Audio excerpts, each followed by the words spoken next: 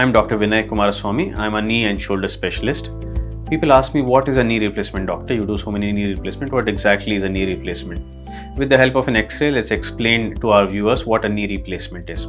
This is the X-ray of our patient who underwent a knee replacement surgery yesterday. She is only a 43-year-old lady. She has stage 4 arthritis of the knee.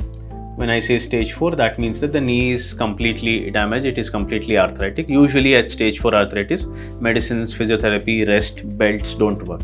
So we tried all that, it hasn't worked, and she continued to be in pain. We decided to do a knee replacement for her. This is her knee replacement X-ray after the surgery. A knee replacement has 3 components. This is called the femoral component, which goes into the thigh bone. This is the tibial component, which goes into the leg bone, and the empty space that you say has something called as the ultra high molecular weight polyethylene. So this is a knee replacement. We fix that with cement onto the bone. Thank you.